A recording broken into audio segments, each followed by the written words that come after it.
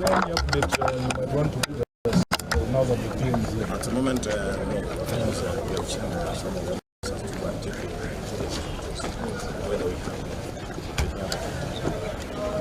The incident was and in terms of security in this side, gas was again smelling. Have there been experts from EPRA to come and secure the site? Yeah, EPRA team came here and they confirmed that there was nothing. There was one tire which was burning inside this building, but it was not a threat to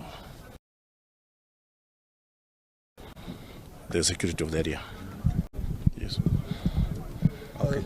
These tanks now empty of gas? Empty. It was confirmed to be empty, Your Excellency. All of them.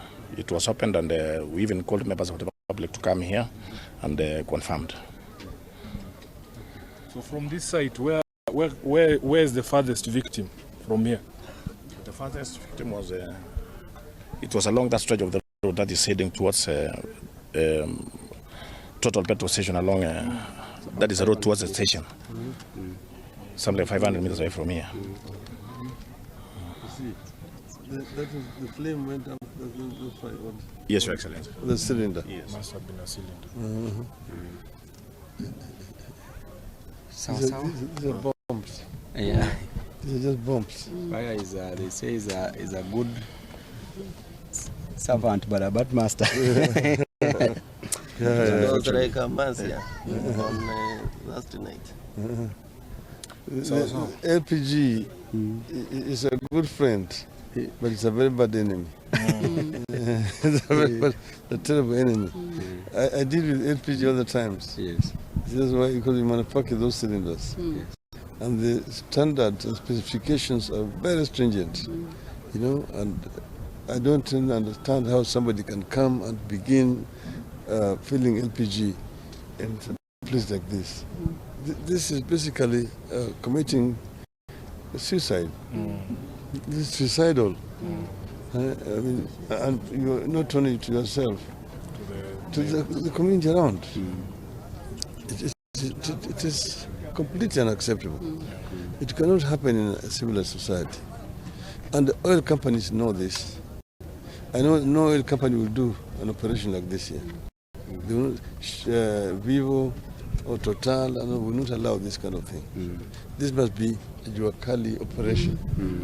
And these are kind of things that must not be allowed to happen in our country. But there are so many within Embakasi here, Baba, and also within Eastlands.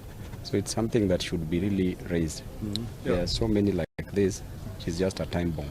What we have done, Jacom, is the Energy Committee, the Senate has already written to EPRA. We would want that they give us a complete list of all such facilities operating, whether they are licensed or unlicensed, whether there are cases going on in court involving them or not. We resume on Tuesday. So we're hoping that by Wednesday we should have a sitting with the team from EPRA. It is important even for the locals and the leadership to know where these things are, so that they can not only take appropriate action but also make the public aware that there is something like this in your neighborhood. But the most critical issue is that EPRA must enforce the rules. If indeed it is not allowed for a facility to be within such distance, if there are any facilities within Nairobi, Embakasi or anywhere else across the country, they should immediately be shut so that those facilities can be moved to places where the lives of people will not be endangered. You see, the government itself has got inspectorates. This is not even the work of Parliament. The government itself has got institutions that are meant to safeguard the people.